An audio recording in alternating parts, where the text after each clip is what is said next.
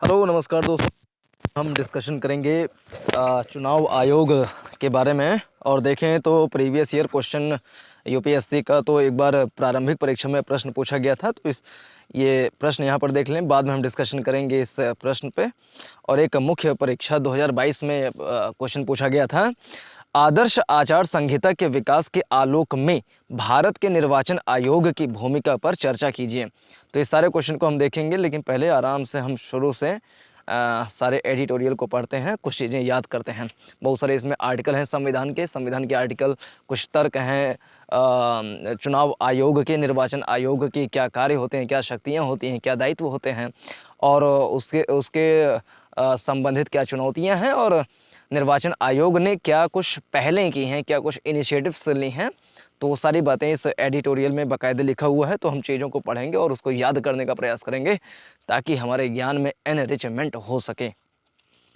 स्वतंत्र और निष्पक्ष चुनाव की पुनर्कल्पना। स्वतंत्र और निष्पक्ष चुनाव की पुनर्कल्पना। चलिए, संदर्भ क्या है? तो भारतीय संविधान के संस्थापकों ने प्रतिनिधिक संसदीय लोकतंत्र की कल्पना भारत के लोकाचार, पृष्ठभूमि और आवश्यकताओं के लिए सबसे उपयुक्त राज्य व्यवस्था के रूप में की थी। उन्होंने लोकतांत्रिक प्रक्रिया में सभी वयस्क नागरिकों की बिना किसी भेदभाव के समान भागीदारी की परिकल्पना की थी। सार्वभौमिक वयस्क मताधिकार, यूनिवर्सल एडल्ट फ्रेंचाइजी के माध्यम से लोगों के प्रतिनिधियों का चयन और स्वतंत्र एवं निष्पक्ष चुनाव, फ्री एंड फेयर इलेक्शंस, भारतीय गणतंत्र के लिए सबसे उपयुक्त प्रतीत होते हैं। भारत में चुनावों का आयोजन लोकसभा, राज्यसभा, राज्य विधानसभाओं, विधान परिषद, स्थानीय निकाय, नगर निगम, ग्राम पंचायत, जिला पंचायत, प्रखंड पंचायत के सदस्यों के निर्वाचन के साथ ही राष्ट्रपति एवं उपराष्ट्रपति पद के निर्वाचन के लिए कराया जाता है ना। चुनाव कहाँ कहाँ पर कराए जाते हैं फिर से देखें तो लोकसभा का चुनाव, राज्यसभा का चुनाव, राज्य विधानसभाओं के चुनाव, विधान परिषद का चुनाव, स्थानीय निकाय का चुनाव, नगर निगम है ना, स्थानीय निकाय, फिर नगर निगम, ग्राम पंचायत, जिला पंचायत, प्रखंड पंचायत। तो पंचायत 3 स्तर पर हैं, ग्राम पंचायत, प्रखंड पंचायत, जिला पंचायत, फिर नगर निगम, नगर पालिका, स्थानीय निकाय, इन सब का चुनाव। इसके अलावा राष्ट्रपति का चुनाव, उपराष्ट्रपति का चुनाव, ये सारे चुनाव करवाए जाते हैं।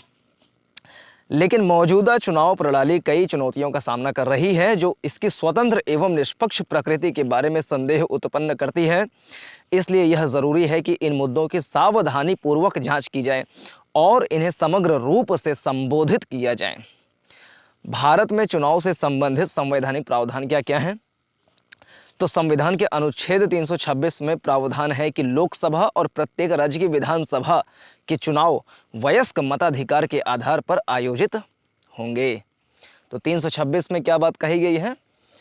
तो संविधान के अनुच्छेद 326 में प्रावधान है कि लोकसभा और प्रत्येक राज्य की विधानसभा के चुनाव वयस्क मताधिकार के आधार पर आयोजित होंगे। अनुच्छेद 324 क्या है के अनुसार निर्वाचनों के लिए निर्वाचक नामावली, मतदाता सूची तैयार करने का और उन सभी निर्वाचनों के संचालन का अधीक्षण, निदेशन और नियंत्रण निर्वाचन आयोग में निहित होगा। आर्टिकल 324 के अनुसार भारत का निर्वाचन आयोग एक होगा जो क्या करेगा, वो लोकसभा और लोकसभा के अनुसार निर्वाचनों के लिए निर्वाचक नामावली यानी मतदाता सूची, वोटर्स लिस्ट तैयार कराने का और उन सभी निर्वाचनों के संचालन का अधीक्षण, निदेशन और नियंत्रण निर्वाचन आयोग में निहित होगा। तो ये है अनुच्छेद 324 यानी निर्वाचक नामावली, मतदाता सूची बनाने का कार्य 324 के तहत किया जाता है by the election commission of India. इसके अलावा भी बहुत सारे आर्टिकल हैं, जैसे अनुच्छेद 243 के और 243 ZA के तहत स्थानीय निकायों, पंचायतों और नगर निकायों के चुनाव की जिम्मेदारी राज्य चुनाव आयोगों पर है। देखिए 324 के तहत क्या है, वो है भारत का निर्वाचन आयोग जो कराता है लोकसभा और विधानसभा इत्यादि, राष्ट्रपति, राज्यसभा, विधान परिषद, सारे चुनाव करवाते हैं ये। उसका अधीक्षण, निर्देशन, नियंत्रण सारा जो दायित्व है वो है भारत के निर्वाचन आयोग पर। लेकिन जो स्थानीय निकाय के चुनाव होते हैं, पंचायतों और नगर निकायों के चुनाव की जिम्मेदारी राज्य चुनाव आयोगों पर है।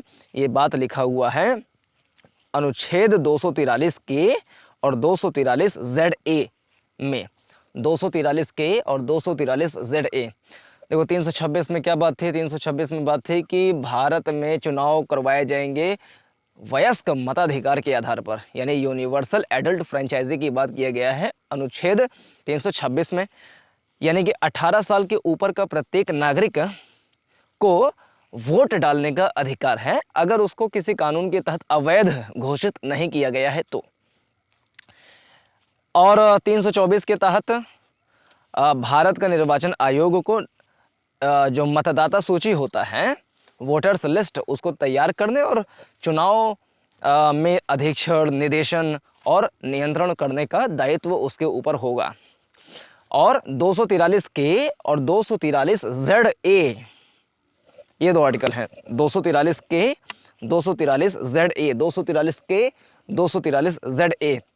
इसके तहत स्थानीय निकायों जैसे कि नगर पंचायत, जैसे कि पंचायतों और नगर निकायों के चुनाव की जिम्मेदारी होती है राज्य चुनाव आयोग पर। तो यह है 324 243 के, 243 जेड ए।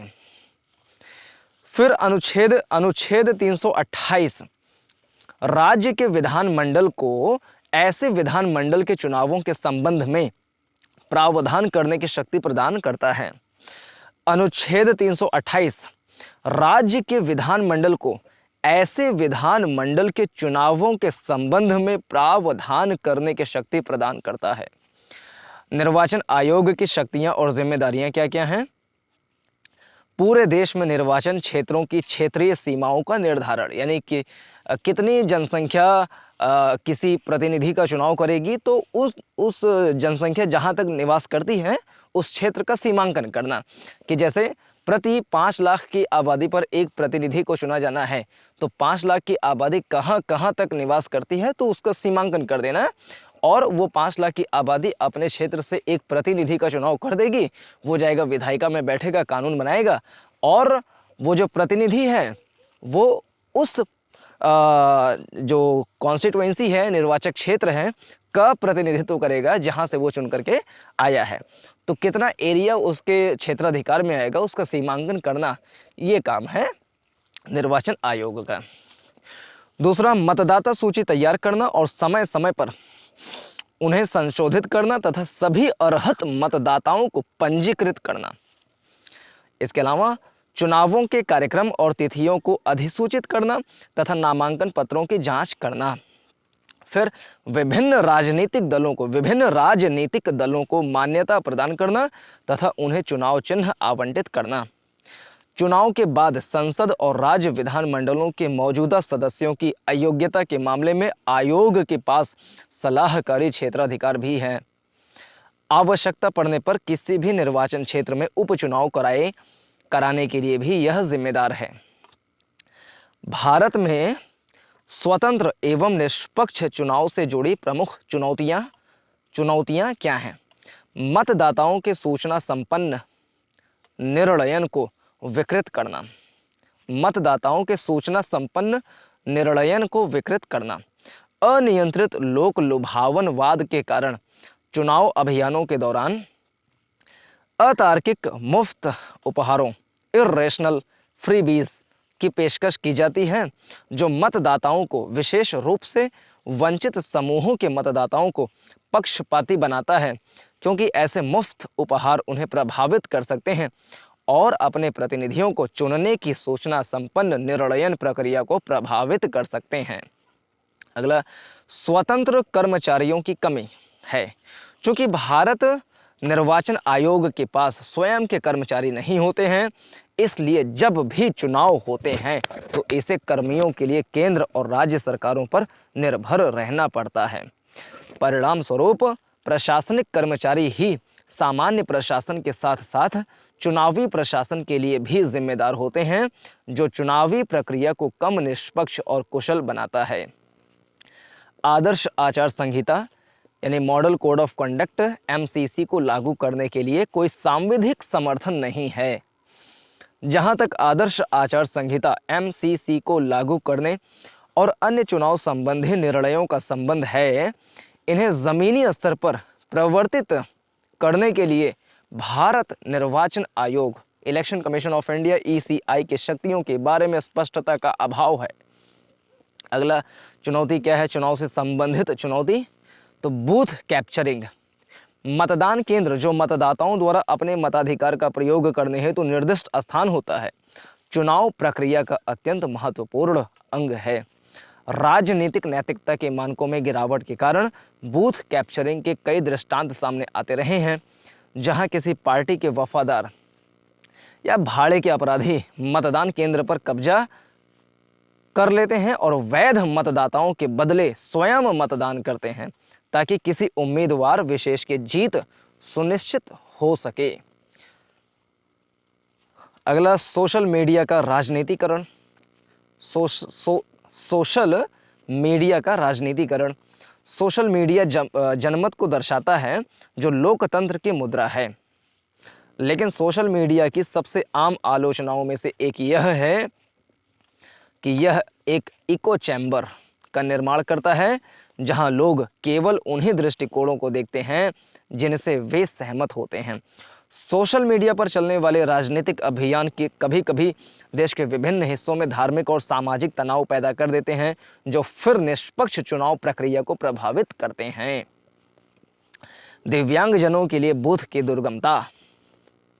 दिव्यांगजनों पीडब्ल्यूडी यानी कि पर्सन्स विद डिसेबिलिटीज की एक बड़ी संख्या को मतदान केंद्रों पर सहायक बुनियादी ढांचे की कमी के कारण अपना मत डालने में भारी समस्याओं का सामना करना पड़ता है।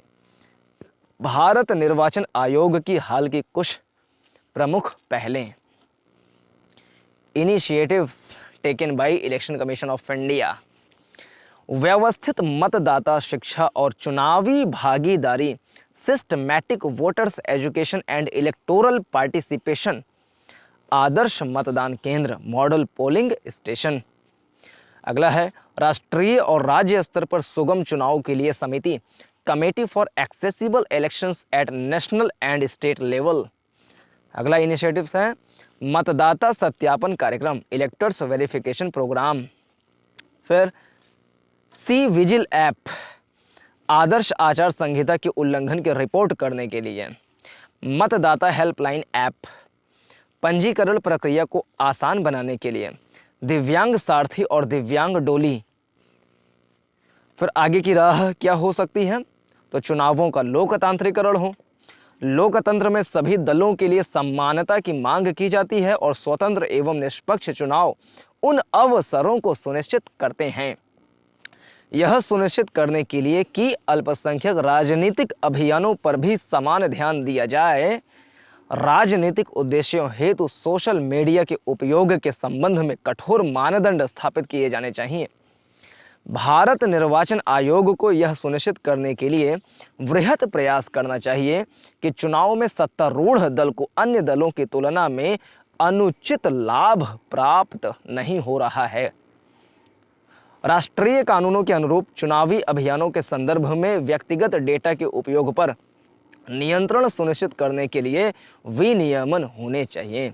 कोई भी मतदाता मताधिकार से वंचित न हो।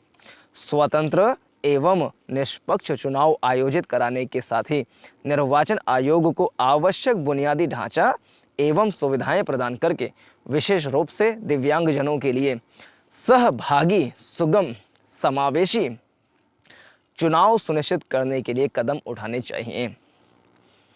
मतदाता जागरूकता, मुफ्त उपहारों के वितरण को रोकने या उन्हें स्वीकृत करने की शक्ति मतदाताओं के पास है।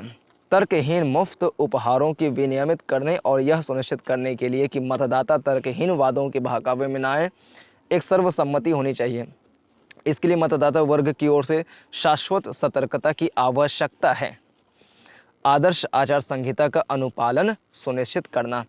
राजनीतिक दलों एवं उम्मीदवारों के मार्गदर्शन के लिए आदर्श आचार संहिता का प्रवर्तन आवश्यक है।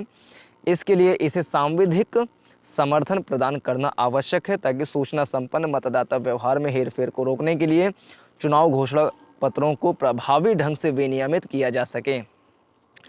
चुनाव सुधार पर विधि आयोग की 255वीं रिपोर्ट में लोकसभा राज्यसभा सचिवालय की तरह भारत निर्वाचन आयोग के लिए भी एक स्वतंत्र और स्थायी सचिवालय प्रदान करने की अनुशंसा की गई है। इसके अलावा राज्य निर्वाचन आयोगों के लिए भी समान प्रावधान करने चाहिए ताकि चुनावों में उनकी स्वायत्तता और निष्पक्षता की भी गारंटी सुनिश्चित हो सके। अभ्यास प्रश्न, भारत में चुनावों से संबंधित प्रमुख चुनौतियों की चर्चा करें और चुनावी प्रक्रिया को अधिक समावेशी एवं निष्पक्ष बनाने के उपाय सुझाएं। प्रश्न देखें जो पीटी में आया था 2017 के, तो 3 कथन है में से कौन सा सही है, तो डी वाला इसमें सही है विकल्प, केवल 3 सही हैं, यानी कि चुनाव आयोग मान्यता प्राप्त राजनीतिक दलों के विभाजन विलय से संबंधित विवादों का समाधान करता है, ये बात सही है। पहला वाला जो है भारत का निर्वाचन आयोग में 3 सदस्यीय निकाय है, ये 5 नहीं 3 है ये। एक होता है मुख्य चुनाव आयुक्त और 2 होते हैं अन्य चुनाव आयुक्त। फिर 2022 में मेंस में क्वेश्चन पूछा गया था कि आदर्श आचार संहिता के विकास के आलोक में भारत के निर्वाचन आयोग की भूमिका पर चर्चा कीजिए। तो ये रहा इस वीडियो का डिस्कशन। पूरा देखने के लिए धन्यवाद। नमस्कार, जय हिंद।